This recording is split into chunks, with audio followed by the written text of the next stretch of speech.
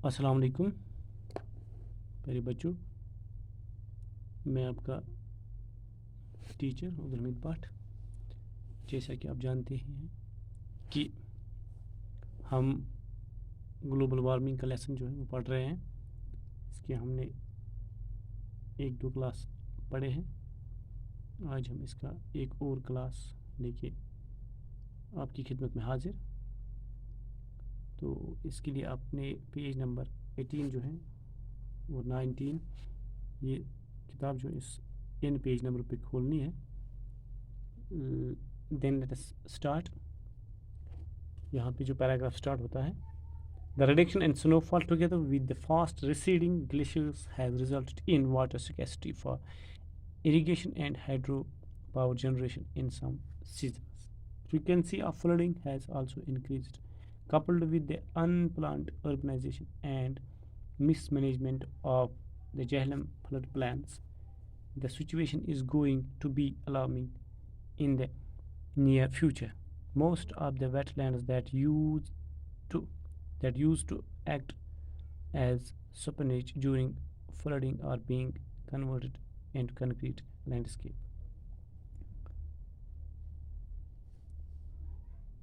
कल का मैं थोड़ा रिवाइज करूँगा। कल हमने पढ़ा था एक अननेचुरल फिनोमिनन हो जाएगा, एक गैर फितरी हादसा हो जाएगा जिससे करोड़ों की तादाद में लोगों की ज़िंदगी जो है वो मुतासर हो जाएंगी। इंसानियत को बहुत बड़ा ख़तरा लाहिक है जो उन्होंने आज तक ब्लैक डेथ के बाद नहीं देखा हो, जिसका सामना नहीं किया होगा, जिसका मुकाबला नहीं किया होगा। अब ब्लैक डेथ क्या है प्यारे बच्चों? बिल्कुल इस तरह आप समझो जिस तरह इस वक्त दुनिया में एक वबा चल रही है, एक बीमारी जिसने वबाई सूरत हाल इख्तियार की हुई है, जिसको WHO यानी वर्ल्ड हेल्थ ऑर्गेनाइजेशन ने पेंडेमिक करार दिया है। इसी तरह से 14वीं सदी में 1340 ईस्वी से लेकर 1353 ईस्वी तक एक वबा फैली हुई थी, बिलखुसूस Europe, north America and Asia में। और इस पेंडेमिक से बहुत सारे लोग हलाक हो गए थे। बेबनिक बीमारी का नाम था, जिस तरह इस वक्त हम इसको कोरोना नाम देते हैं। तो एक बहुत बिल्कुल ये बीमारी भी जिस तरह आज की बीमारी हम देख रहे हैं एक वायरस से फैलती है। और ये जो ब्लैक डेथ जिसको हमने नाम ही फिर रखा, ये बैक्टीरियल इन्फेक्शन था जो फ्लीज से इधर उधर ट्रांसमिट होता था। बहुत बड़ा इंसानी जो तवारीख है, रिकॉर्डेड हिस्ट्री जो ह्यूमन हिस्ट्री है, उसमें सबसे बड़ा पेंडेमिक माना जाता है। उसके बाद हमने जम्मू कश्मीर के हवाले से पढ़ा था कि हमारे यहाँ क्या हो रहा है ग्लोबल वार्मिंग के हवाले से। क्या हमने पढ़ा? कश्मीर ठंडे इलाके में, मतलब इससे पहले हम इसको गिन लेते थे कि एक ठंडा इलाका है या मोतदिल इलाका है, लेकिन कश्मीर जैसे ठंडे इलाके में भी अब ग्लोबल वार्मिंग का जो असर है वो देखा जा रहा है। ख़ासकर हमारे जो ग्लेशियर्स हैं वो तेज़ी से पिघल रहे हैं, वो तेज़ी से ख़त्म हो रहे हैं, और उसी का सिलसिला हम आज आगे बढ़ा रहे हैं। The reduction in snowfall, global warming से कश्मीर में स्नोफॉल में कमी, और together with the fast receding glaciers, और साथ में हमारे ग्लेशियर्स जो तेज़ी से पिघल रहे हैं, अलार्मिंग रेट से पिघल रहे हैं, ख़तरनाक शरह से गल रहे हैं।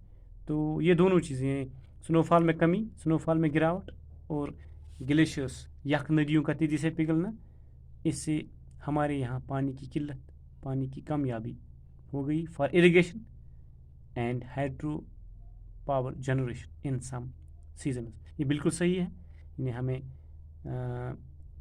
जो है हम समर से गुजरते हैं, इन्हें जो है मौसम गर्मा यहाँ चला जाता है, उसके बाद जब मौसम ख़ज़ा आता है और मौसम सरमा जो ही आता है, इन दो मौसमों में कश्मीर में ख़ासकर अगर बात करें तो पावर क्राइसिस होते हैं। यही वजह है क्योंकि यहाँ पे पानी की किल्लत बहुत ज़्यादा होती है। आगे फ्रीक्वेंसी ऑफ फ्लडिंग हो जाती है, यानी यहाँ पे अब बारिशें जब होती हैं तो इस तरह की होती हैं तो फ्लड सिचुएशन बन जाती है एकदम से। साथ में दूसरी प्रॉब्लम ये پلانڈ اربنائزیشن، شہر کاری جو ہوئی ہے، یہ ان پلانڈ اربنائزیشن ہوئی ہے، یعنی شہر کاری جو ہے وہ کسی خاص منصوبے کے تحت نہیں ہوئی ہے، ایک مس مینجمنٹ ہے. دوسری بات of the Jhelum flood plains, جو ہمارے فلڈ پلانس جہلم کے ہیں، یعنی فلڈ چینلز جن کو ہم کہیں، ان کی بھی مس مینجمنٹ ہے. تو the situation is to be alarming in the near future. اور یہ ہم نے، چونکہ یہ کتاب پرانی ہے اور یہ ہم نے دیکھا 2014 میں بہت ہی ہماری یہاں پہ حالت خراب ہوئی تھی جب سیلاب آیا تھا سپٹمبر کے مہینے میں. Most of the wetlands that used act, تو ہمارے بہت سے یہاں پہ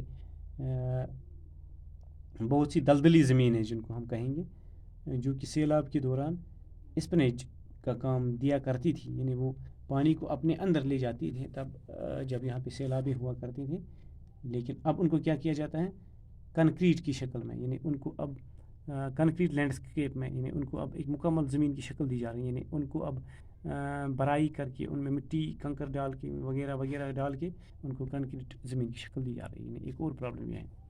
Another phenomenon that is directly related to global warming is the occurrence of high velocity storms in the valley, which have caused devastation to crops and fruits, thus affecting the livelihood of many people. بالکل صحیح بات ہے.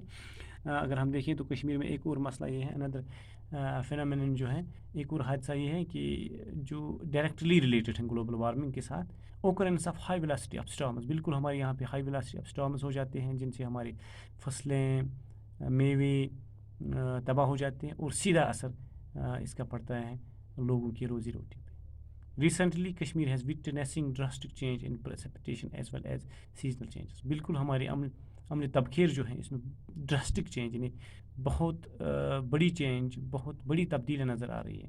As well as seasonal changes, یعنی ہمارے یہاں پہ seasonal changes ہو رہی ہیں. میں آپ کو سمجھاؤں گا. پچھلے 2-3 سال سے جو ہی نومبر شروع ہو جاتا ہے تو برف باری ہو جاتی ہے، چونکہ نومبر کا مہینہ موسم سرما میں نہیں آتا ہے، موسم خزاں میں آتا ہے. یعنی اس کا مطلب جو ہے سیزنل جو ہے یہاں پہ سیزنل چینجز اوکر ہو جاتی ہیں، اب یہ نظر آتی ہیں. In the process some seasons like early spring have been completely lost. اسی طرح سے اگر ہم دیکھیں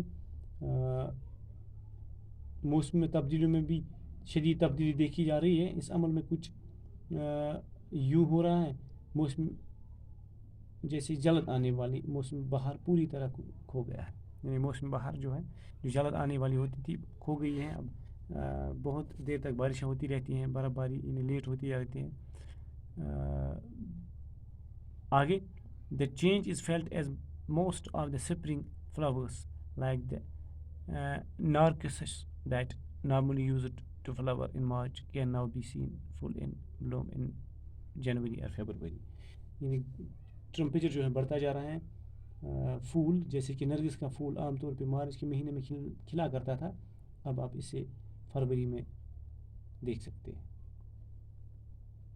اسی طرح سے ایک اور مسئلہ جو ہے the demarcation between seasons، یعنی ڈیمارکیشن کہیں تو ایک بارڈر، ایک نشان، ایک واضح کوئی مطلب خط، کوئی نشان سا کہ یہاں سے یہ ہے، یہاں سے وہ ہے، یہاں تک فلانی کی زمین ہے تو یہاں پہ کوئی نشان لگا تو یہ ڈیمارکیشن ہو جاتی. اسی طرح سے ایک ڈیمارکیشن ہوا کرتی تھی جو سیزنز کے بٹوین ہوا کرتی تھی، was well defined a decade ago. کچھ 10-20 سال پہلے ایسا تھا کہ یہ بالکل ہوا کرتا تھا کہ ڈیمارکیشن، یہ اب بالکل موسم سرما جو ہے ختم ہو گیا تو اب موسم بہار آئے گا، تو ایسا ہوتا تھا. پھر یہ موسم بہار ختم ہوا تو موسم گرما ہوگا، تو اب ایسا ہوتا تھا. لیکن یہ جو ڈیمارکیشن ہے، یہ جو بارڈر ہے، ہیز وینشڈ ٹوٹلی.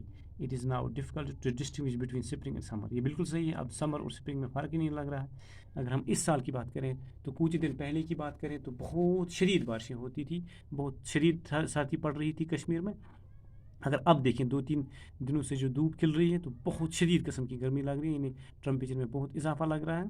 بالکل اب ہمیں سمجھ ہی نہیں آ رہا ہے کہ کس طرح سے فرق کریں موسم بہار اور موسم گرما میں. As also between autumn and winter. تو اس طرح سے most of the plants in Kashmir use to remain under snow cover. تو کشمیر کے اکثر میدانی علاقے انڈر سنو رہتے تھے اسپرنگ تک، جب تک ارلی اسپرنگ آتا تھا. But now plains even in winter are bereft of any white cover. تو اب پلانز میں کیا ہوتا ہے، پلانز میں موسم سرما میں بھی سفید چادر برف کی نظر ہی نہیں آتی ہے، یعنی یہ پلینز جو ہیں برف کی سفید چادر سے محروم ہوتے گئے. The icicles were a common sight in Kashmir, but now they are seen only at higher altitudes. Icicles پیارے بچوں، یہ شکل جو ہے ان کو icicles بولتے ہیں.